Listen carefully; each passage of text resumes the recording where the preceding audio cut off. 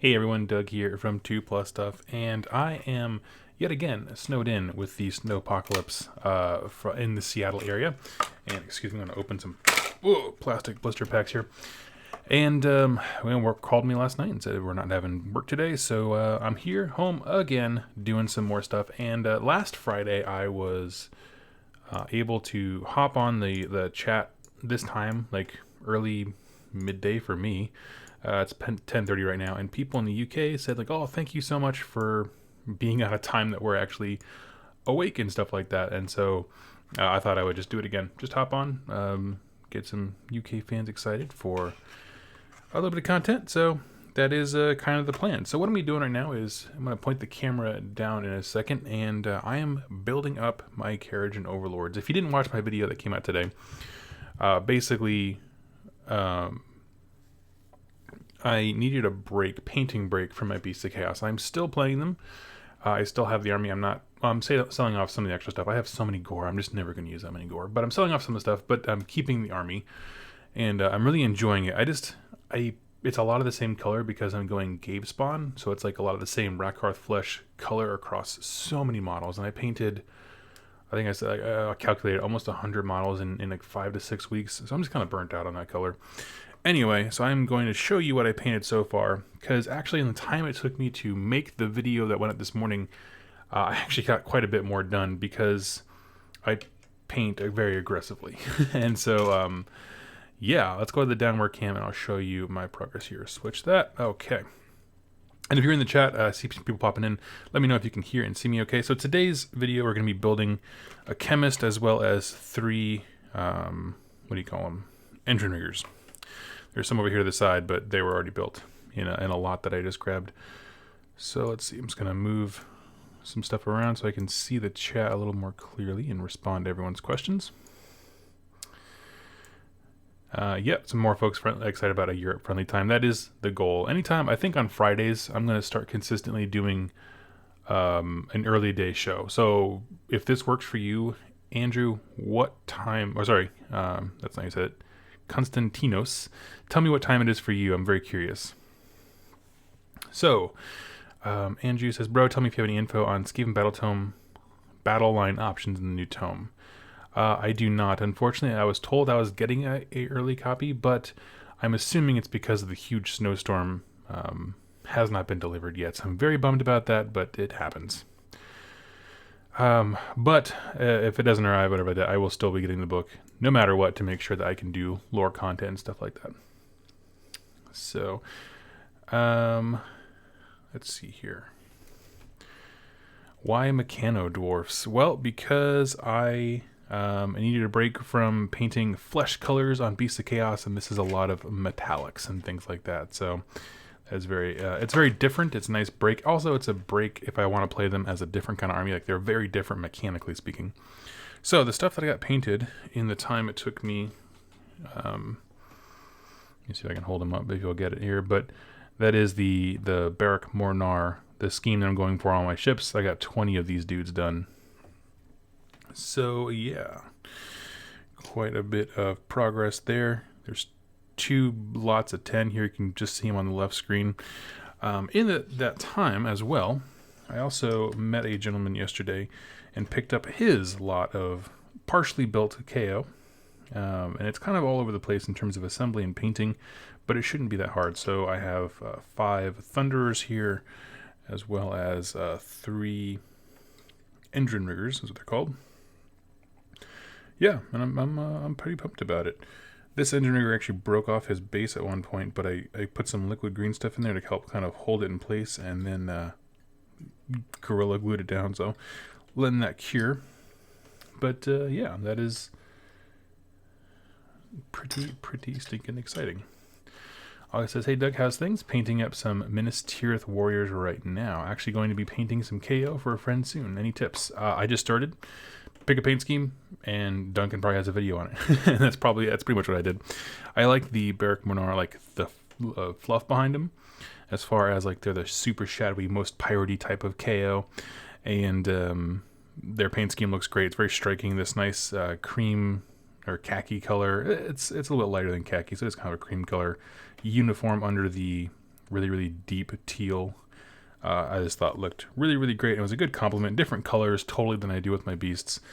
So it seemed like a really fun thing. I'm going to make a bunch of annoying sounds here as I tear the instructions out of this thing, if they're here.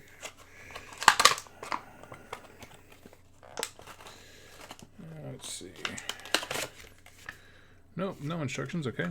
Yeah, this lot of stuff I got.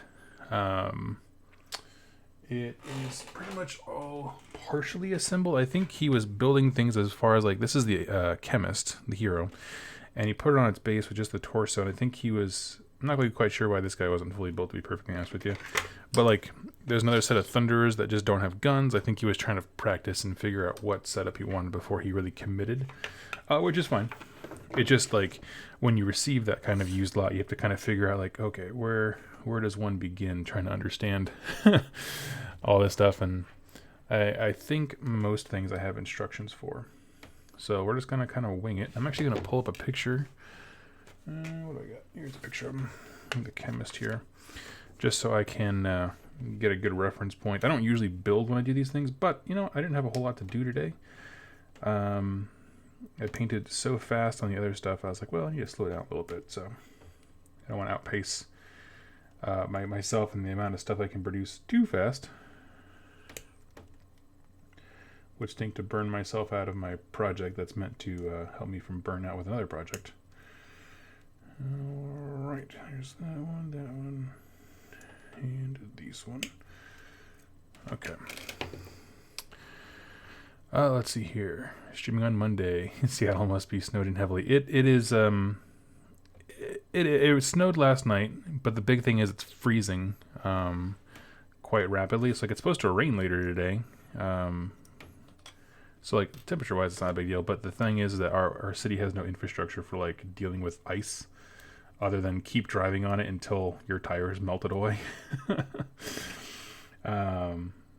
Poor Jack from Rolling Ones, he's out there driving around for work, and I just like, I don't want to be out there. I mean, I would have gone into work today. I feel comfortable driving in the ice and stuff like that because I'm from the Midwest and had to get used to it there. But, you know, boss says, hey, don't come into work. I'm not going to argue.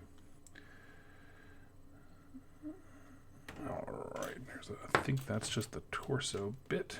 That should probably go on next, I'd imagine. Sure looks it. Okay.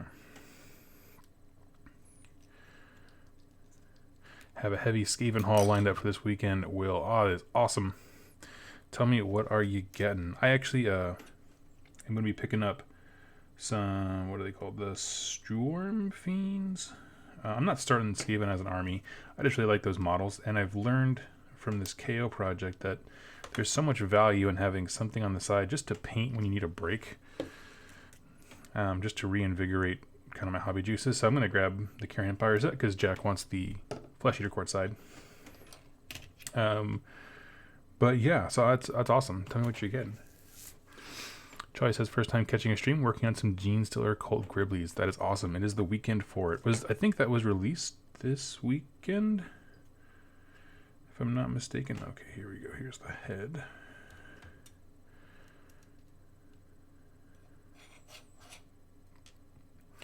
Does anyone know if filler will hold a model's feet in place when it dries rather than glue as well? If you're asking about like filler as like green stuff or liquid green stuff, it will when it super dries. If it's a flat surface, it can pop right off. But yeah, I would recommend actually doing a little bit of both. I put just the slightest dab of super glue down and then green stuff or liquid green stuff, because that way when it all dries, it's all bound together. You just gotta be careful not to gloop it on too much, otherwise you'll have a big green glob.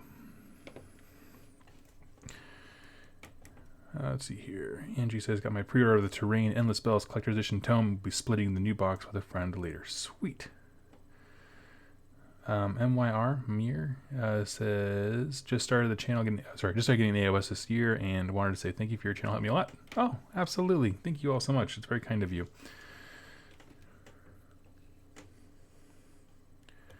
Let's see here. So I have this. I have the backpack up top. I'm just trying to...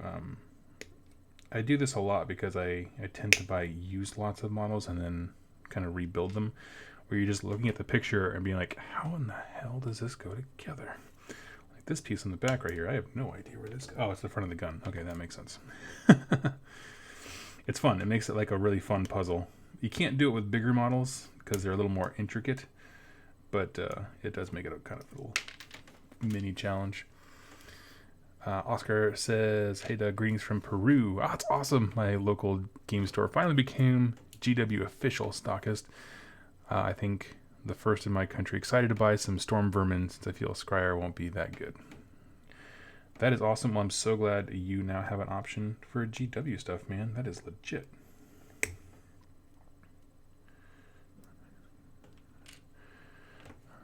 Let's see, preparing my own side project of a Godsport Hunt Underworlds team. Going to be great practice for painting flesh. They certainly will.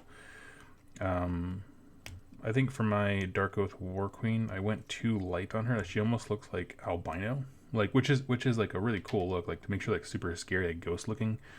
But it's not quite. It's too light for like tanned flesh, which is actually what I wanted. I just have bad experience with Pallid Witch flesh as a paint. It just tends to go on way too strong, no matter how much I thin it down. So I don't know. All right, so that's all the pieces of them. Let's see if we can get these cleaned up and fit it to them. Good morning to you. Sinist42, what do you think of the new Gloomspite Gits?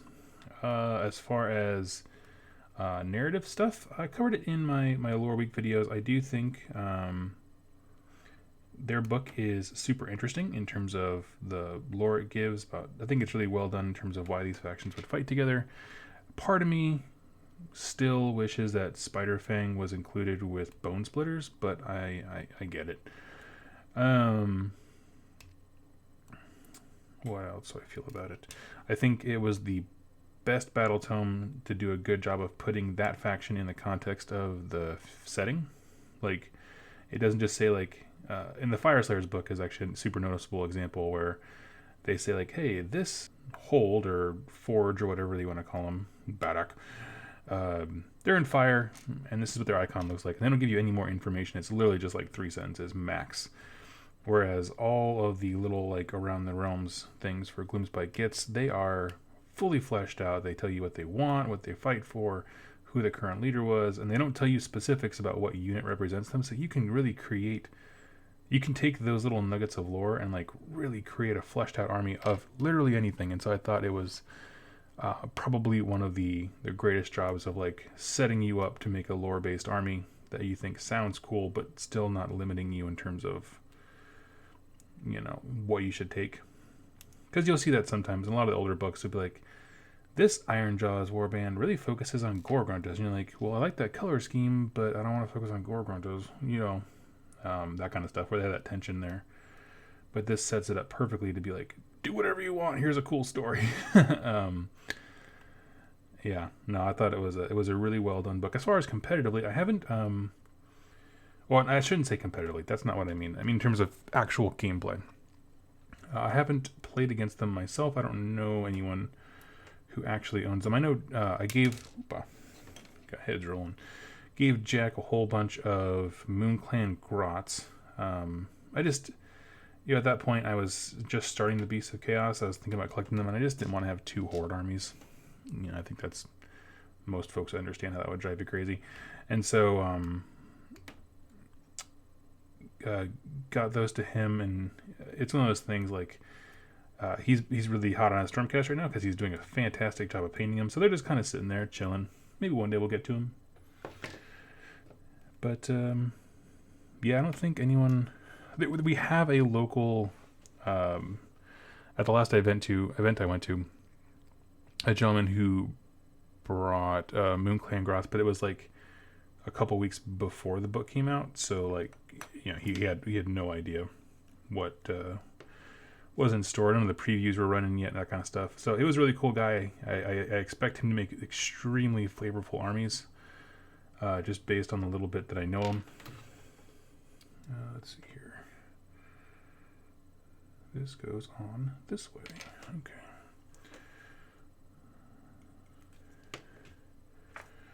See, this is where it gets tricky. All the mechanical crap. Okay. Yep, that's right. So the backpack has to go on first.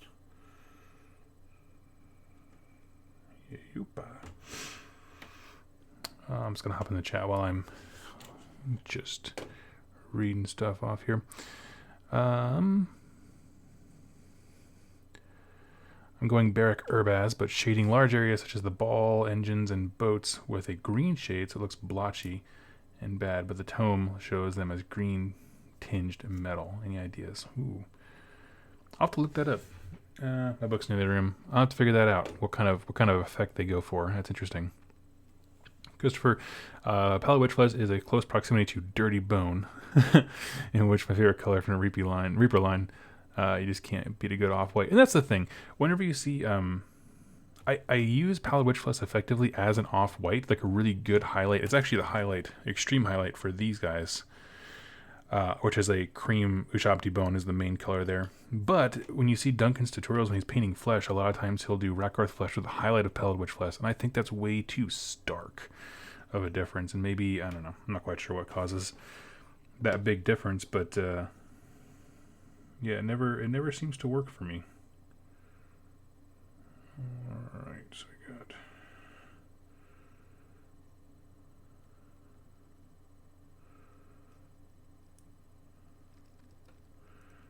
Alright, got the arm lined up there. Throw a little bit of plastic glue at that joint. Yup. Now we're cooking with fire. Matthew asks, what direction do you think they will go with a new Ogre Battle Tome? Will it include Beast Claw Raiders? Well, I mean, if what they did with Skaven is any indication, then probably yes. Which I'm not opposed to. I don't know. I mean, I want everything to have its own character, for sure. I'm just not opposed to the idea of saying like, hey, we need a quick redesign idea. This faction isn't performing the way we want it to, or not performing. It's not presenting the lore that we've written for it, and so let's rewrite it. I just don't think that they are vastly different from other stuff. It depends on how they write the other ogre units. If they make them super distinct, and there's a practical reason of why they wouldn't be in the same thing, like I'd be all about that, having separate books. Yeah, what I really want, honestly, is I just want Beast Claw Raiders. I talked about it before, but to have a rule where each of them counts as 2 for the purposes of holding objectives. Give them a little more scenario presence, and it's not broken. There's like 3 of those rider dudes in a unit. I think that would be just fine.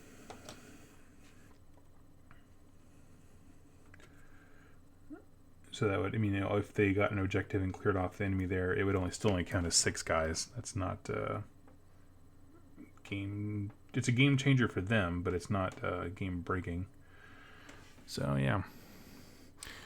Let's see here. Dwen NPR. Hey Doug, really enjoyed the narrative battle report recently. I hope you make more and perfect the concept. It has potential to be very watchable and episodic. That is the plan. That was definitely a dry run, if you will, or just a demo. I went out and I ordered a external hard drive because I found out really quickly that like my computer can process the stuff, but it couldn't store it with the memory that I got when the computer was delivered, or when I built it. Basically, I bought a Newegg bundle. So I was like, kind of need help to like get this moving. But yeah, definitely more in the future. It's one of those things that like, the concept was very well received, and so I'm going to come up with a more definite story arc, and then restart it. You know what I mean? Like you'll probably see the guy in the Manicore again. I know he died in the story, but again, that was a dry run, so that was a proof of concept. If no one liked it, it wouldn't matter. But folks seem to be really enjoying the concept as well as the short time frame, and so I was like, okay, we're cooking with fire.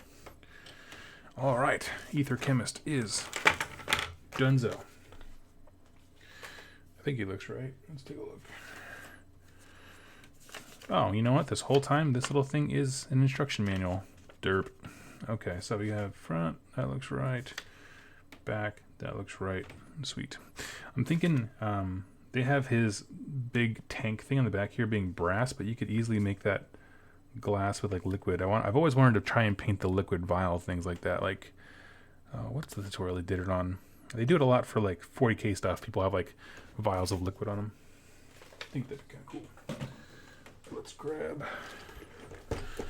these dudes. I'm cracking open a Start Collecting box I got in one of the lots, and we're going to build 6 Engine Masters. And the reason I'm doing all these Engine Masters and all that is because on my video today already, a KO player commented and was like, you know, with what you have, here's a 1K list and some ideas on how to play it, basically. And I was like, that is super helpful, because I was very lost.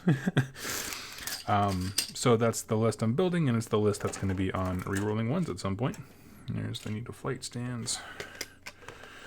And for these guys, I'm pretty much just going to do brush on primer. Oh, here it is. I think that's the entire sprue. Okay. So I'm going to go ahead and build them with the flight stands. The reason I say brush on primer is because it's predicted to be so cold here for the next 2 weeks that it's just never going to be good priming weather for me. So I'm just going to go ahead and do that. There's only 3 of them. The other ones are actually already primed and like partially painted, so that's just fine. I wouldn't commit to that if it was like 60 models, but you know, 3 is fine. Hey, I'm trying to find lore for my army. Any tips? Well, Ada, what army do you have?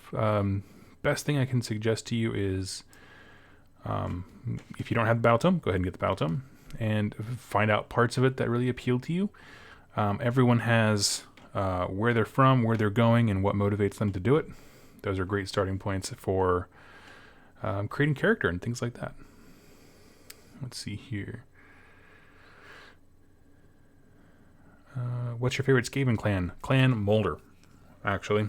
I love the Frankenstein monster-esque where they just stitch things together and things come back to life. They're kind of like the Troggoths are to Gloomspite Gitz, where it's these, you know, a whole faction of tiny, easy-to-kill things, and then these just few beef houses, right? Like the Rat Ogres and that kind of stuff. The Hell Pit Abomination. I love it. Question. Day 2 of putting Nagash together and giving myself a week to paint him. What's the largest model you have planned for Beasts of Chaos? How long do you see it taking? Largest single model? Probably the Gorgon is the tallest of the line, I think, and then the Chimera is the next biggest beast. And I already did both of those, but those are older kits. They kind of just went together really easy. I think the Chimera was like 9 pieces. I got it. I spent $40 on it. I was like, oh, that's it. But you know, the thing about both of them is they're generally like, they're mostly one color, whereas Nagash has armor and bone and the spirits. Like, there's a lot more going on. Let's see here. Oh, I'm just trying to catch back up. Let's see here. Do the ogres believe in the Great Maw? Yes, it's kind of mentioned in their entry in the Destruction book that there is this all-consuming idea, but they see it as Gorka Morka is the Maw.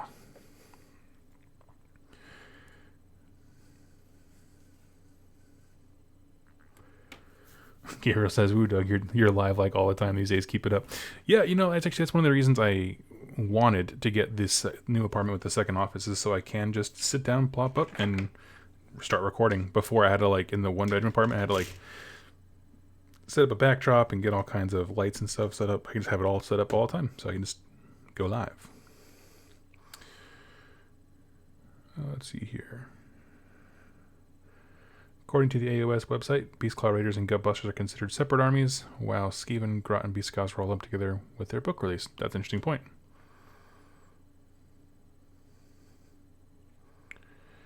You won't be able to get to that generator now. Are you talking about the generator on this guy?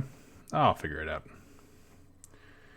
What I'll do is I'll paint from the inside out, so it'll basically be primed, and then I'll just paint the generator first and then work my way up. It's all good. As long as you use thin paints, you can pretty much get most things.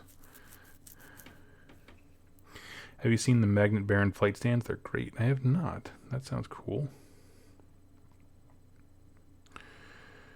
Let's see here.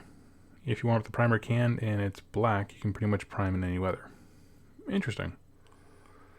I might try that on a test model. I have a whole bunch of extra Beasts of Chaos just laying around. Gabriel says hordes are always going to prevail or be prevalent, especially in competitive match play. It's most models in the objective. Yeah, I agree. That's why I think something that plays with the idea of how many models this singular model counts as for the purposes of objectives, I think is a cool lever they can pull. Andrew Simmons, think you'll do Twitch? Yes, eventually I want to do Twitch. That's actually kind of in the works. I'm working on hired a artist on Upwork to kind of get me some channel art and stuff like that. Because when I launched, I wanted to do it right. But the truth of the matter is, I love my patrons. They are incredibly kind to me. The thing is that Patreon is a company that kind of fluctuates. They make some weird business decisions sometimes. And so I just want to make sure, like, you know, people who want to support me do so in a very like consistent and meaningful way, and something that they support. And so Twitch seems to be a good model for most folks in this hobby. And so that is the plan. So we got here.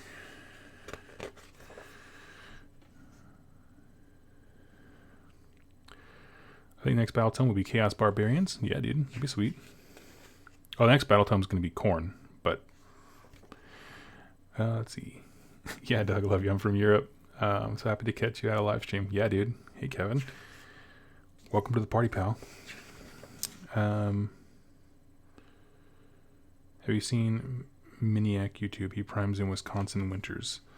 Oh, that's cool. I'll check it out. I do have a can of black paint in my office right now, which is warmer, so maybe that wouldn't be a problem. Okay, well, I want to build engine riggers, but it looks like they're generally the same up to a point. Okay, I get it. I always get confused in these instructions when it says Skywardens and riggers, and then you flip the page, it goes Skywardens, and you're like, oh, well, okay then. And it looks like it's pretty simple and straightforward once we get the bodies and the balloons built. All right.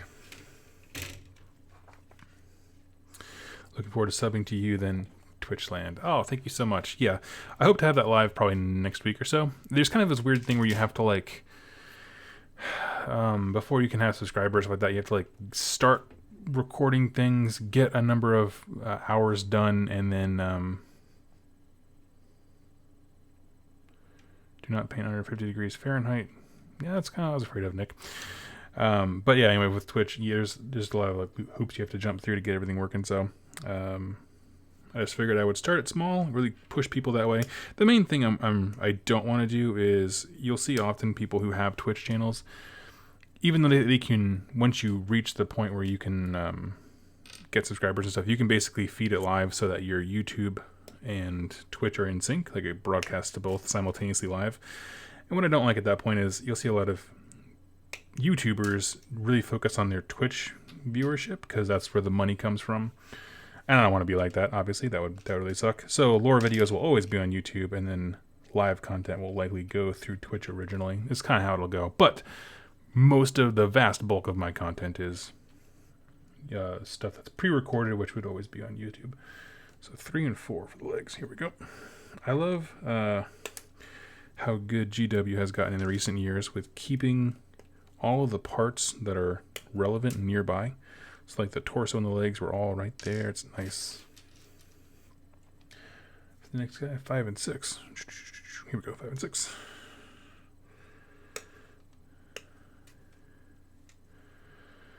Is it official that the new Skaven models are just coming out? That new Skaven models are coming out, or is it just speculation? There are new Skaven models coming out. There is a Bombardier in the Carrion Empire set who will probably be released separately in a couple months. They tend to do that quite a bit. They are up for pre-order right now. There's also a 3-part terrain set that gives them the ability to, I'm assuming, deploy in weird places and then also teleport across the board. And beyond that, what is there? Endless spells. So yeah. Lenora says, good morning from Australia. I just put my order in for Carrion Empire Kickstarter to start a new army. Awesome, Lenora. What army are you starting? Is it Flesh Eater Courts or Skaven or both? Let's see. And the last one is 9, 10, 11, 12. Okay, here we go. Okay. Konstantinos is there. Your question got cut off, brother. Go ahead and re-ask that one. I have 137 miles to paint for my Beasts of Chaos armor just collected. They are primed. Just finished my Beast Lord Slaughter Priest Kit Bash. That sounds legit. Yeah, eventually for the Beasts of Chaos, what I want to do is have everything be Gave Spawn and very generic, but then have heroes that represent each one of the battalions. Like I have like Zinc heroes and Nurgle heroes and all that kind of stuff. Question, is there any way to show the difference between Ulgu and Shyish? At this point, we don't know much about Ulgu, so that's kind of a tough one to say, to be honest with you. I don't have a very solid answer for you without shoehorning what I think those things look like. The truth of the matter is, they're both dark and jagged and depressing.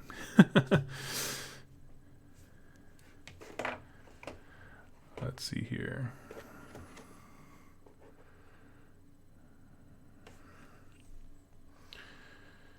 Okay, I'm gonna start cleaning up some models. Yeah, Ulgu and Shyish are one of those ones where like we don't know much about Ulgu yet, so it's kind of hard to. You know, all the pictures we have of Shyish tend to be dark and depressing and drab, and honestly, like aesthetically, the way that they've shown a lot of Shyish reminds me of how I would imagine Ulgu to be. Which is only a problem because then you can't separate the two. I'm going to make them together with my partner. Fleshy Corpse for me and Skaven for him. Sweet. That's a great way if you're just splitting that straight up. Because there's probably going to be tokens and markers and all kinds of stuff for both factions. That is legit. Take over Mars. Hey there. No, death imagery helps for distinguishing Ulgu a bit. Well, yeah, don't put skulls in the ground everywhere. That would kind of help. I guess when I kind of think of Shyish, I also think of like I always put like blue ethereal stuff on the ground to make it look like there's like ghosts and crap underneath the earth. I don't know. Again, I want to see more of the Realm of Shadows before I try doing a whole bunch of them. Like, you know what I mean? Try doing a whole bunch of bases that really represent shadow. But I know Jack from Rerolling Ones his Flesh Eater Courts are going to be from Ulgu, and so that'll be kind of cool. See what he comes up with.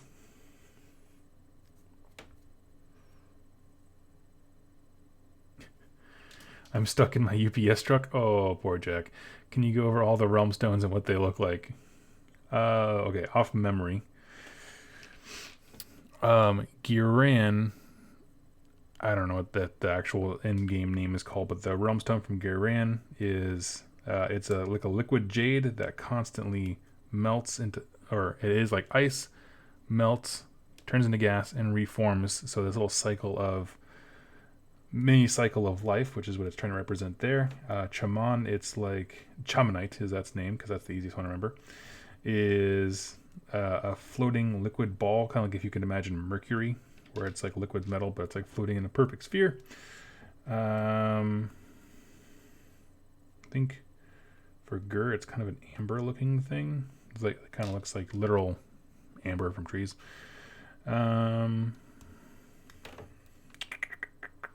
Oh, in Hyish, it's called Ether Quartz, and it is light in the sky that they had to basically find a way to mine. So it's like literal beams of light shooting across the realm at its highest points, and they have to like focus it down and turn into something else. What else is there? Grave sand in Shyish. Just looks exactly like what it sounds like. Bits of sand, which is probably the most uninteresting one, sadly.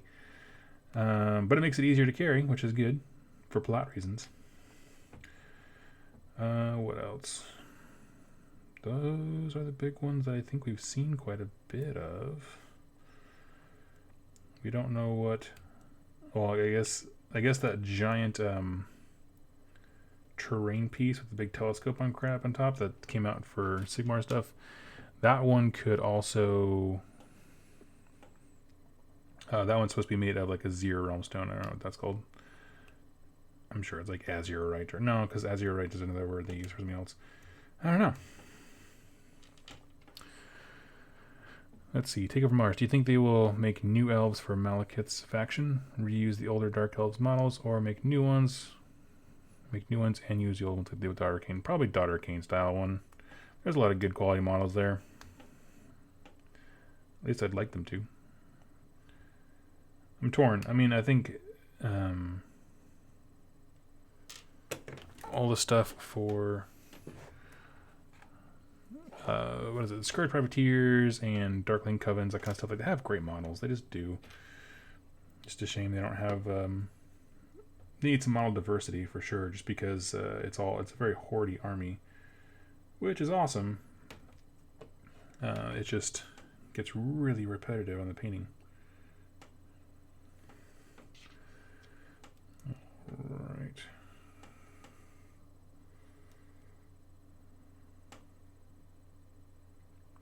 Here we go. 2+ stuff. Did you see the newest Stormcast podcast? Phil Kelly seemed to have a mild retcon attitude with the earliest AOS lore, saying it could be seen as legends or Stormcast propaganda. I'd be happy with that. I mean, fundamentally, like, until really until like the Malign Port and stuff like that, like, that's the first time we really stepped away from Stormcast and looked at other factions from their perspective. Like when we met Nagash in Soul Wars and he was chatting about what he thinks the nature of gods and mortals is, like, I'd be perfectly fine if they're like, yeah, everything from there was kind of their just one perspective, and here's another one. I think that's perfectly fine and adds depth. And I don't know, like, I don't think that it would ruin anything to say that lore is from just a different perspective, but I want it clarified. Like, I want that to be a set expectation. Right? Don't just hint at it. Be like, no, this is what we're doing. We're expanding. Yeah, I just want clarity. Let's see. Oh, you guys are talking, chatting faster than I can keep up. Let's see here. Mike Hammond, snow didn't work, canceled, hobby day. Yeah, dude, me too. That is the plan. So I'm doing a bit of building. I'm going to build the Arcanaut company here, and then go work on some more videos an extra day. Matt, are we going to get a free guild battle tome? Not sure there's any rumors. I have not heard any rumors, but I, without doubt, believe that we will get something for humans. I have no... they've had so many opportunities to drop that model range if they wanted to, but they haven't. And I think it's going to be awesome. That's one where I can definitely see, like, maybe getting, 5 or 6 new kits, kind of Gloomspite Git style, where it's like, the existing stuff is just fine, but they need a few things to kind of push them into, like, the more fantastic nature of the realms, right? Higher fantasy kind of stuff. That'd be kind of cool. Let's see. Estevan, for Beasts of Chaos, do you think it was better to have no named heroes so we can just make our own or create stories with them? Kind of like what you did for your narrative battle report. I don't like using named heroes. I've been pretty honest about that for quite a while. And just like, that's why you won't see me rocking the named character for KO ever. I like making my own stories. As far as if it's better, I don't know. It depends on what the named hero would do. Most of the time I find named heroes either to be super game changing and like really, really good, like the Tommy Wiseau Stormcast guy who can make everyone mega charge, or they never seem to do what they're supposed to do, like Gordrak, where like if he gets there, he's awesome. How many times does he get there, kind of thing. So yeah. Andrew Simmons, how many times have you made a tea or coffee and forgot to drink it while you were hobbing? All the time, which is why I forced myself to finish my cup before I actually started the record button. Question: When are we getting your thoughts? When are we getting your thoughts on the new corn stuff? Well, I did a video reviewing the preview stuff, but to condense those thoughts, there are a lot of people who are very upset that it was corn coming out because he's already had a few books, and some factions have no books. Other factions are further behind on the table, as it were. Personally, they have a long to-do list, and I don't care where they start. They started with corn, cool, whatever. I am excited. I'm intrigued by the new endless spells. The problem we have when we look at these things, right, is that all we have for information is what we already know about the faction, the way Blood Tithe works now, the way the units function now, how everything's kind of built around the Blood Secretor. What I'm excited for is an entire mix-up. Redesign the thing from the ground up with a new design direction. I don't want the Blood Secretor to be the auto-include that it is and be the faction balancing thing. I don't want that. It's cool, but they barely sell it separately. You have to buy Corvus Gold with it, which is lame. But so I want that guy to be less important, but everything else to gain importance. I assume those not endless spell things that we saw will be part of Blood Tithe points or prayers. Be kind of cool. And that'd be super sweet. So honestly, I'm excited for it. If nothing else, it'll show you what their idea is with Slaanesh stuff going forward, where Slaanesh will likely have endless spells because they don't mind using wizards. But in terms of like summoning points and those kinds of things, this will be the first one with the new direction since Beasts of Chaos that I'm excited for. Tab says, Doug, do you write a script for your lore vids or just do it from memory and improvise? It is scripted. Well, basically what I do is I take bullet point notes with just some key phrases that I want to hit and then allow myself to expand as I think of things. So it's kind of a mix. Rolling Ones Jack, this episode of Stormcast seemed very self-congratulatory, a lot of patting themselves on the back. I haven't listened to it yet, but sometimes that is absolutely accurate. Stephen Chan, do you think GW will do a single Elves book, or is that model line subject to being split up again? I have no idea. You know, I had this theory a while back about like, oh, when they recombined the factions on the website, this is clearly indicative of them trying to get the factions back together and make a few things. You know, because then they did it with Gloomspite Gits, and they did it with, what do you call it? Beasts of Chaos, all that stuff. But the one problem with that theory is the elf stuff. They put high elves, dark elves, and wood elves all in the same thing. I'm like, that's way too much. So that's kind of the one thing that kind of hinders that idea is just like, this is just too much for one book. At least it seems that way. If they can pull it off in a special way, that'd be kind of cool. But as for right now, I have no idea. And the last set is...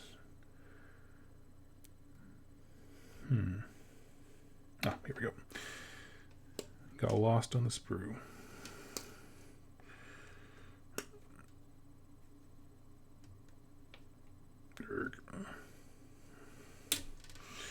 There we go. All right, back to questions. Sergeant Benton, looking forward to jumping into AOS with the new Skaven book. Last time I played a fantasy Warhammer, I think it was 3rd. Well, welcome back, my friend. Come on in. The water is fine.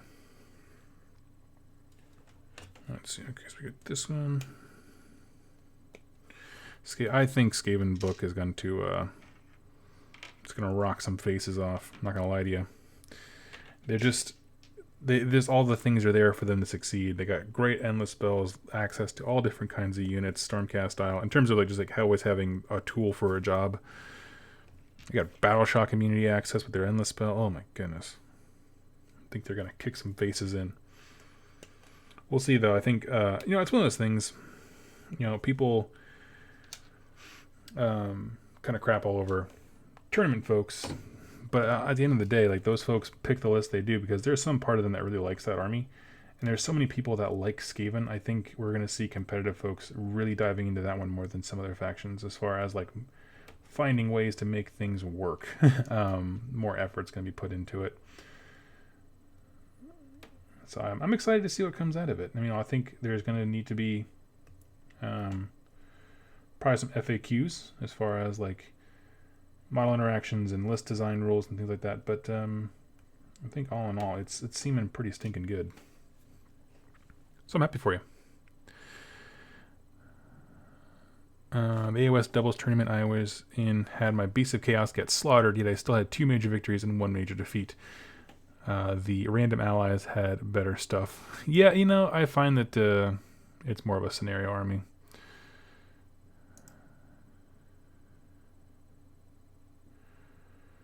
My hope is that they treat free people like a hobbyist stream, offering a lot of multi-kits upgrades. Yep, that's awesome.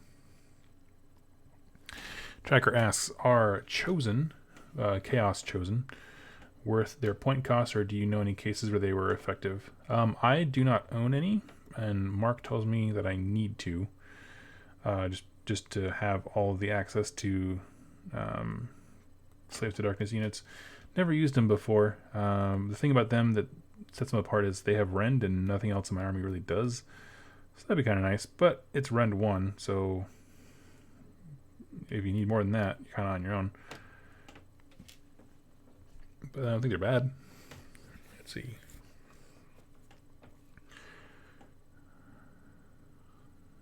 Circus 36 Gaming, sup Doug? What's up? What are your thoughts on the future of Seraphon, Velociraptor 2011? Seraphon, future of Seraphon. Well, there's a rumor going around they're going to get to spawning pools, which is cool. I think, speaking of Phil Kelly retconning stuff, I think they need to really dive back into the nature of that book and explore what that faction's like. I also want a whole bunch of Black Library stories that include them, because they're just kind of off on their own. It's like, here's this cool thing with fantasy people, and also there's these wizards in space, bye, with no origin story. I mean, like, there is an origin story, obviously. I did a Seraphon week, but it's light at best, because it's one of the earlier books that came out where their method of telling you something is mysterious is just not tell you any real concrete information at all, which they did with Beast Claw Raiders as well, which I think is a shame. It's a fine line to walk. If you explain everything, they're no longer mysterious. If you don't tell me enough, they're not interesting. And they just need to take a look at those books, and I don't know, because the All Important story came out and they have spawning pools, so it's like, that was never in their battle zone. Might want to take a look at that. Okay, so we are doing the backpacks and what looks like handlebars. Okay.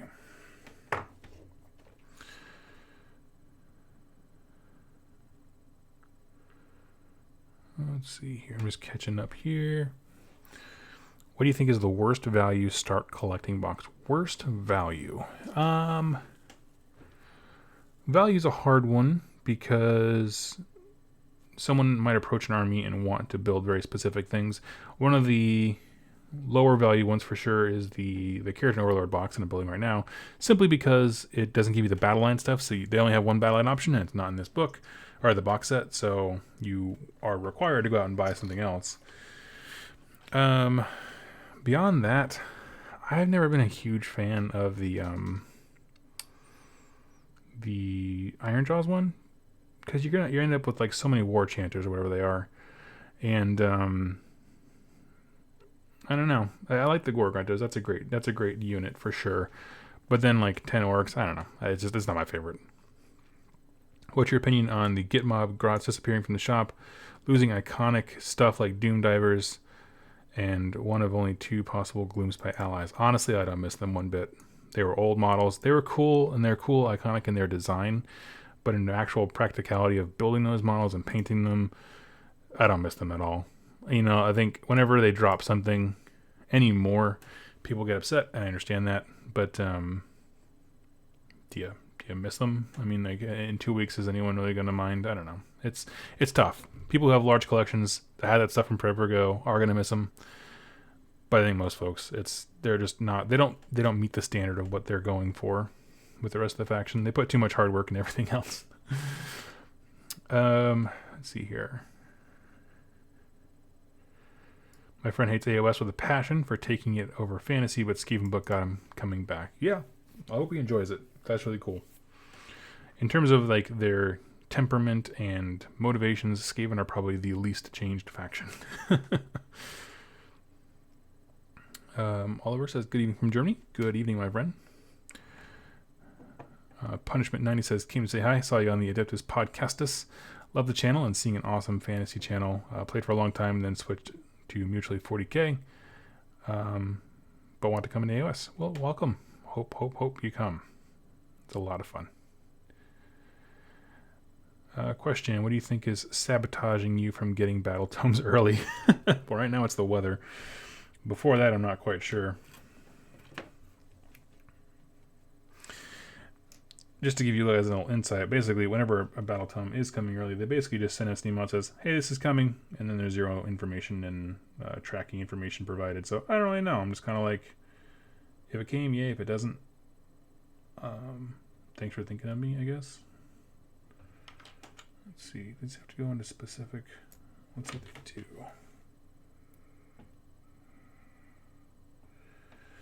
Interesting. So these kind of things seem like they have to go into very specific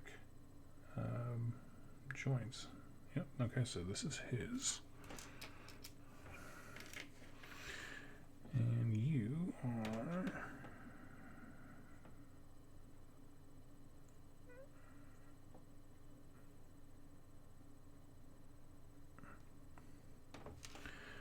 Let's see here.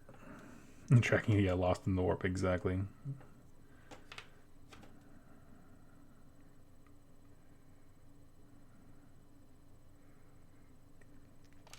Let's see. Give me just a moment. I need to figure this out. This is why I don't typically do build stuff on the live stream, just because I sometimes require a little bit more focus. Okay. Question. GW talked about totally new armies on the Las Vegas. I mean, they do have several new armies in the works. They showed some art that I know Vince Ventrella think that is definitely like an indicator of what's to come in terms of like I don't know, units in the future, stuff like that. So overall, I am extremely excited. And Punishment 90 wanted to show support. Haven't played since End Times. It was a long-time fantasy player, and I miss my Ratman. I'm sad my Bretonians are gone though. Thank you so much for your donation, everybody. I super appreciate that. It means so much to me. Every single time it means a lot. I am also sad the Bretonians are gone. They're just... I really hope that there is a way for Free Peoples to kind of recapture that chivalrous aspect. You know what I mean? Like, I don't want Stormcast to be the only knightly dudes. I think that's fair to say. But yeah. Do I have any more painting tutorials planned? Not at this exact moment, because the people don't seem to like them very much. In terms of responses and views and things like that. I don't know. People aren't really into them. That's fine.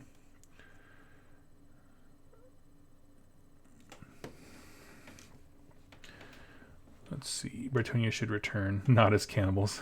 Yeah. Yeah, there's that constant joke about the flesh eater courts actually being them.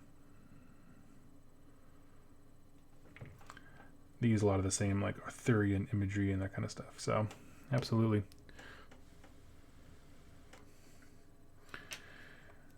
But there's just something about characters who are,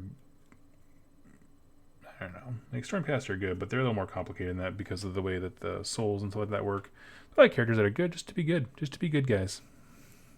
So, yeah, Bretonians were awesome, but I'm so glad you're getting in with Skaven, because I think that's going to be a book that holds up for a while, and I mean that in terms of just the model range. There's so much stuff to explore in it. I think it's a great faction for, you know, folks coming back into the hobby, especially if you're like maybe dismissing AOS for quite some time, which is fair. A lot of people were legitimately upset.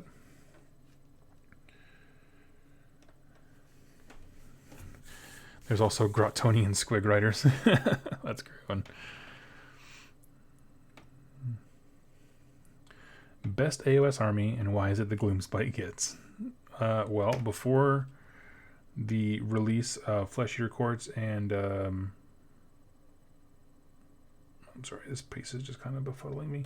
And Skaven, I'm gonna say it is probably one of the better armies for sure, because of unit diversity, and I don't quite understand their allegiance ability yet still, in terms of like the Bad Moon. Like I get it, I just don't see a lot of you know, there's always like ways to like manipulate stuff. I don't see the it kind of just seems like you build your army to do a thing, and then if the Bad Moon's there, that's a cool bonus, but that's pretty much it, which is fine. You know, not every allegiance ability needs to be super mega awesome, but it does make them really interesting as a ally option, because you're not losing a whole lot.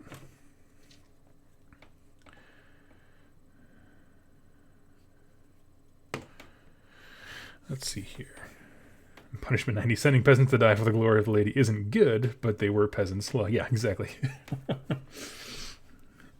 You are technically correct. The best kind of correct.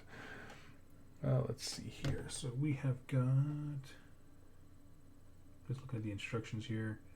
We got to build some balloons and the fins for the back. Okay. Easy peasy, lemon squeezy. Okay, so 20 and 19 right here. For some reason, I thought these guys were bigger than they were. Like, I understand the Arcanaut company being tiny, but I thought just proportion-wise that the balloons on these things would be significantly larger, but that's all right.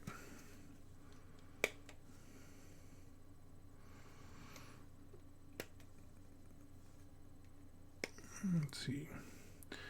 Swashbuccaneer, what's Doug building anyway? I am building some engine riggers for Kharadron overlords. Here's my second army, just a little side project to give me a break from Beasts of Chaos. And it's going really well. It's actually been a breath of fresh air. I've actually had more fun painting these than I've had painting in several weeks. So part of it is too, is just newer models are just nicer. The details nice and crisp as opposed to the really old sculpts from the gore. Flo Muzz, Doug, do you play any of their games too except AOS? Oh, like any games in addition to AOS? No. Every once in a while I dabble with the idea of playing War Machine Hordes, but they're just in a really rough place right now with Privateer Press. They got a new CEO, so that's kind of good. Hopefully, I mean, I want the company to do well. Bo show. Let's wait and see. It's one of those things I'm not entirely certain what... Oh, that's weird. That fin seems to have something attached to it.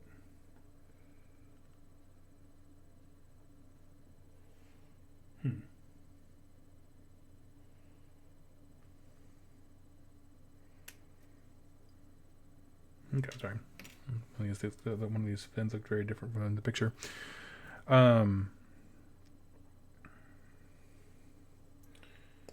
Yeah, so I don't know. I hope the company does well. I like some of the models. You know, I definitely like a lot of the models from the Privateer collection range. It's just the folks who play it locally. Yeah, they don't care about the storyline at all, and the storyline is admittedly pretty weak compared to like the universes set by GW, and yeah, nobody paints their models. I remember when I started, so the first game I played when I started the hobby was War Machine, but it was a group back in Iowa, and we painted all of our stuff, and we had a great time.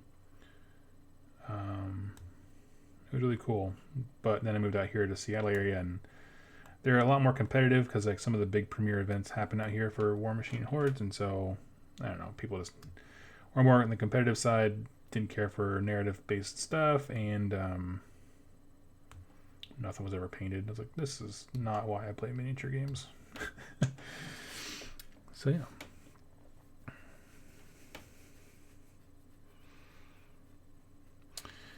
Stephen King just put out a video about his KO. Yeah, it is Barak Mornar, the shadowy, piratey versions of the KO who don't respect the honor of the code and constantly find loopholes. They have this really cool command ability, or allegiance ability, I'm not sure what it is, but basically the general once per turn can pick an enemy unit and be like, I hate those guys, and everyone who's near the general within 3 inches of him gets to reroll hits or something like that, like some bonus to shooting. I'm like, that sounds awesome. If they shoot that unit that he doesn't like.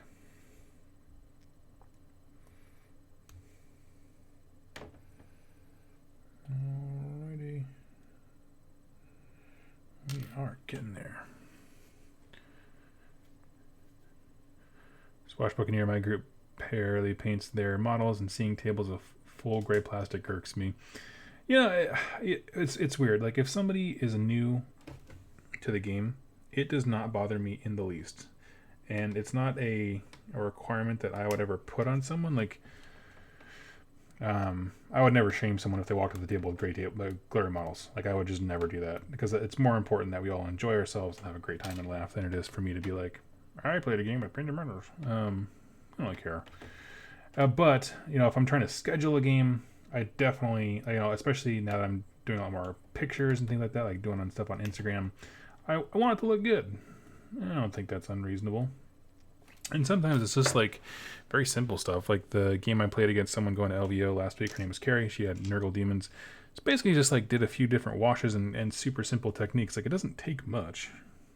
And Nurgle is one of those perfect armies for someone who doesn't like to paint because you can really get away with quite a bit.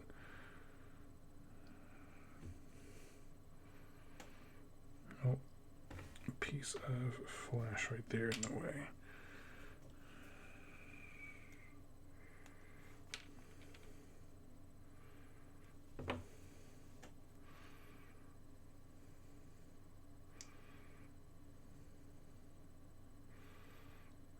Okay, here we go.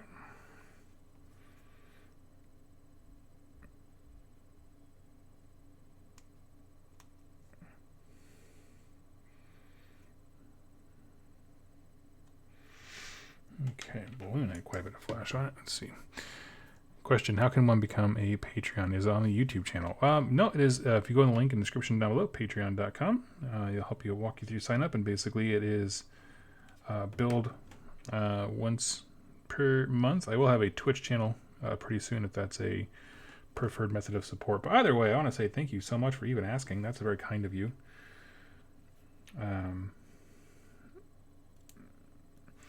Patrons are awesome. Oftentimes I'll ask them advice on what to do in terms of like lore content or just, I don't know. Sometimes, especially weeks like this where like I'm just kind of waiting on a book to show up. So asking folks like, hey, what do you want to talk about? There's 2 more videos coming out this week that are basically just like, hey guys, what questions do you guys have for me? And I just made videos based on those because I had no other content. Just sitting around waiting for a battle tome. Slaves of Darkness can be reasonable to paint if you pick a decent scheme. Yeah, mine, I can crank out Slaves of Darkness in my scheme. It's just black dry brush of Thunderhawk blue to give a nice blue black highlight, and then the robes are white, and that's actually, the robes take up the bulk of the time on those guys. But even then, it's just a few different layers.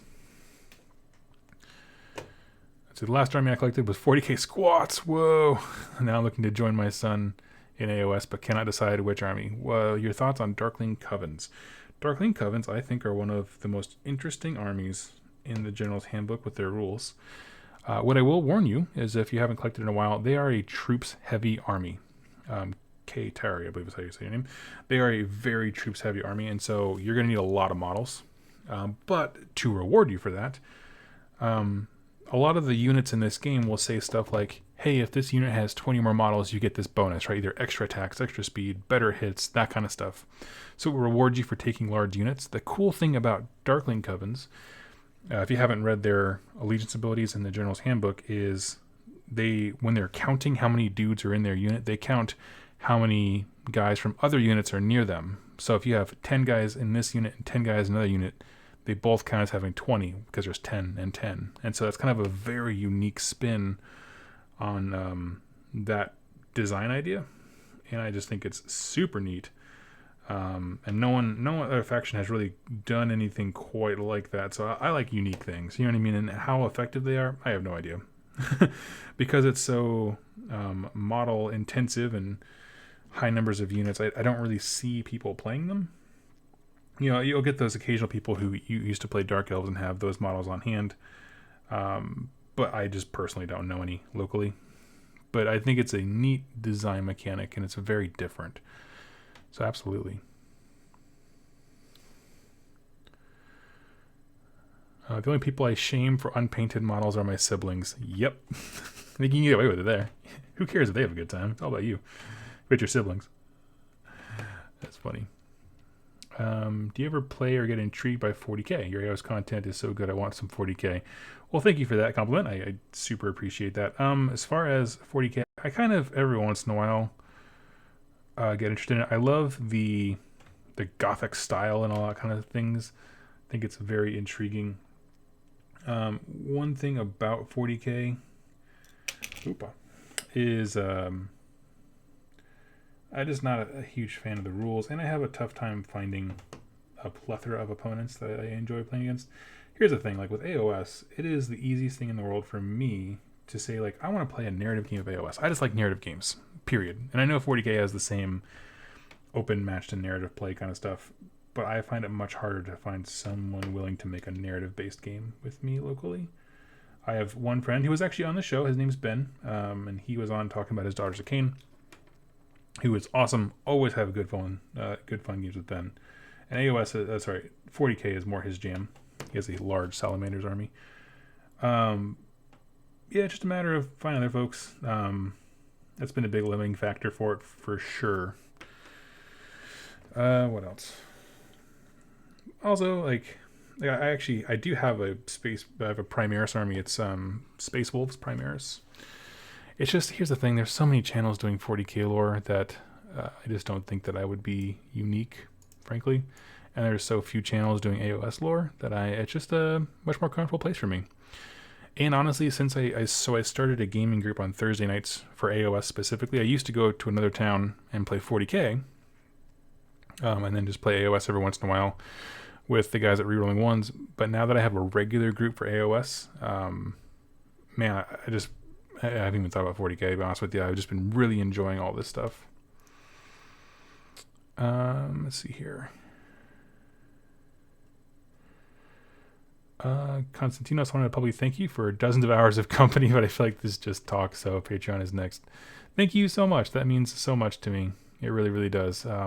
Anytime I get a patron or a super chat, it just makes my day. Let's see. Punishment 90. Do you exclusively buy GW models? I've seen some awesome stuff by Raging Heroes and others. I tend to mostly buy GW, but I don't have a stance against third-party stuff. It's just most of it, honestly, like, I feel like a lot of them are super obscure sites I just don't know about. I'm just not cool enough. You know what I mean? I can't keep up. Can't keep up with all these kids are building nowadays. Let's see. Oh, I got to build the porthole things. Okay. That's what I'm missing. I was like, there's kind of a hole in the front of these things. That's what it is. Okay. Here's one.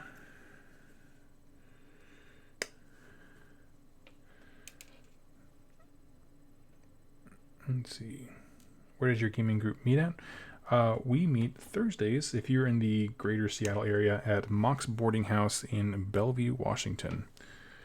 It is a massive store. At some point, I would like to run an event there. And they've already offered store credit, price support, that kind of stuff, because they're awesome.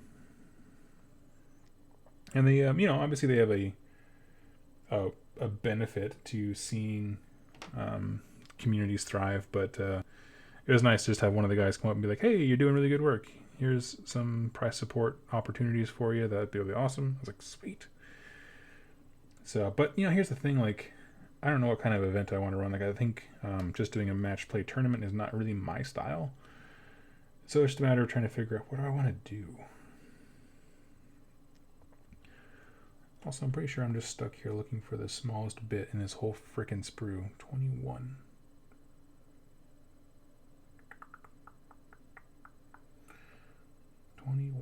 I am just not seeing it. Okay. 2028.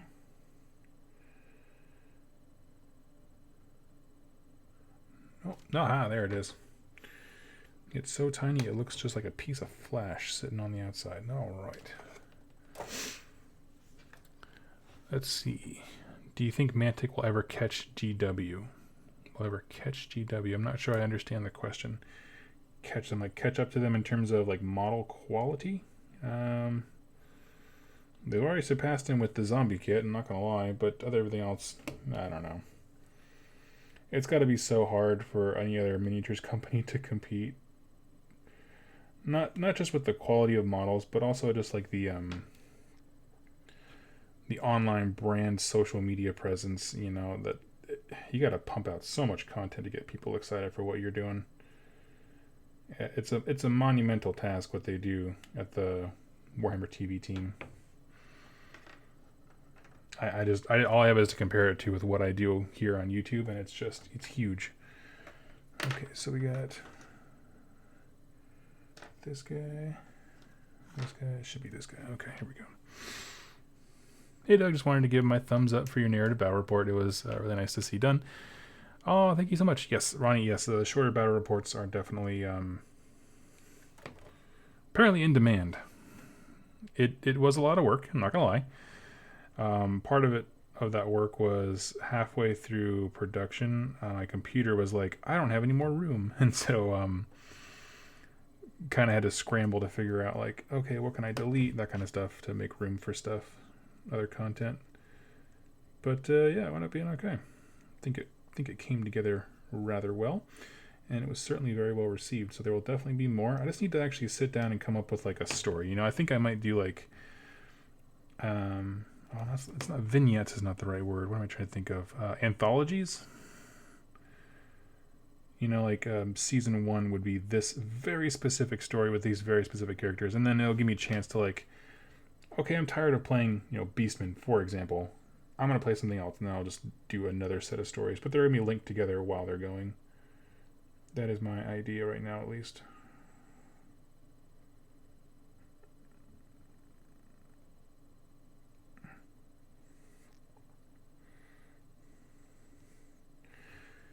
Let's see here. Okay. One down. One thing I like about AOS, though, is that there's really a diverse range, unlike 40k, where everyone is playing Imperium armies. Yeah, that's a big thing, too. Being a special, unique snowflake, I find is very much easier with AOS than it is with 40k. Which is what I am. I want to play something different. When I was trying to choose a 40k army, I went to the local gaming group over in Monroe, and I was just like, who's not playing what? And there's like people there who just love collecting stuff, so almost every army is accounted for, even though not every army is being played on a weekly basis. So, yeah. Someone asked, are you planning on magnetizing so you can switch? I am not. That sounds like work, and it's a snow day for me, which means there's no work happening. It's probably wise. I'm not gonna lie to you. It's probably wise to do that. In the future, I may. Engine riggers seem so ubiquitous to most people's lists that I was like, I as well just build them. Let's see. Also, even the Xenos and 40k are Imperium focused, such as Genestealer cults and orcs to an extent. Yeah, it has a story vision. You know what I mean? It's all about, the story fundamentally is about mankind's fall. And all the myriad of threats that make that fall happen. Whereas in AOS, it is fundamentally about multiple races being opposed to chaos.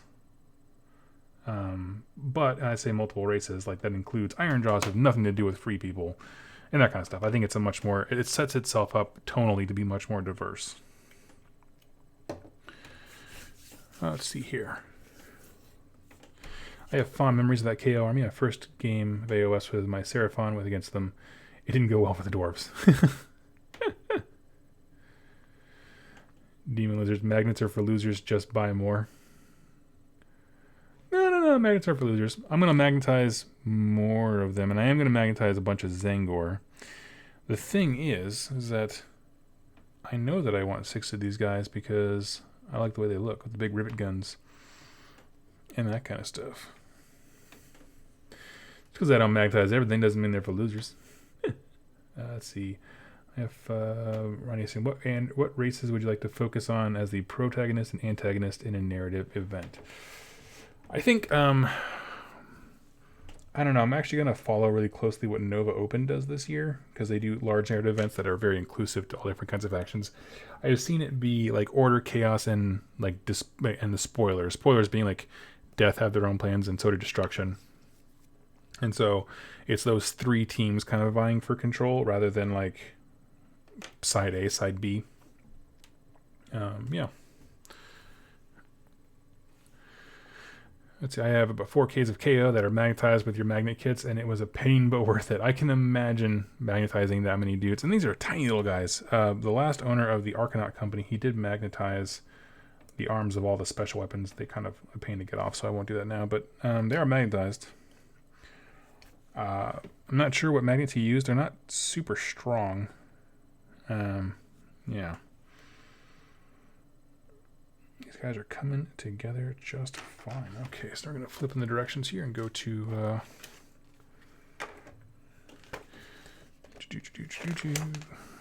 engine masters. Okay. Engine riggers, there we go.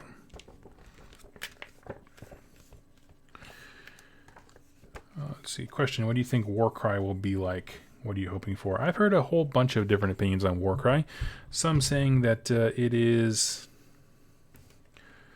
AOS kill team, which would be awesome. Meaning it's just like a very limited, all the things that we like about kill team put in the AOS version. That'd be sweet. Love it. It's by the same guys who made kill team and also AOS skirmish. And so someone else had postulated, what if it's somewhere in the middle, like where Necromunda has limited gangs and very specific loadouts and like that. Someone was like, well, what if you take your Night Vault, Shadespire models, and those are the war bands, and you use them in a kill team format? And I was like, that's kind of an interesting take. I wouldn't be opposed to it. It would make me go out and buy a whole bunch of Night Vault and Shadespire kits for sure, because that would be really cool. I just want it to be campaign oriented, fleshed out, characters advanced, that kind of stuff. I love it. Let's see. Just wanted to say, keep the spears of the Sky Wardens. They are great for making more Arcanauts with Sky Spears. Thank you so much. That is a fantastic bit of advice. I will keep those. And I also have another sprue from when the last owner of these guys built the engine riggers. So I will go ahead and do that. That sounds awesome. Let's see. I packetize for packing and moving models. Absolutely. If you haven't seen it, I use a big cake pan that you can get like Target. It has a plastic lid, like it comes with a pre-made lid. So that's how I transport a lot of my stuff. As a long-time Skaven player, I'm really happy with the upcoming Battle Dome. Who is happy about it and who is salty? I don't know many people who are salty about it, other than the folks who like, I own 50 of whatever units got deleted. Like, there's something got deleted. I can't remember what it was.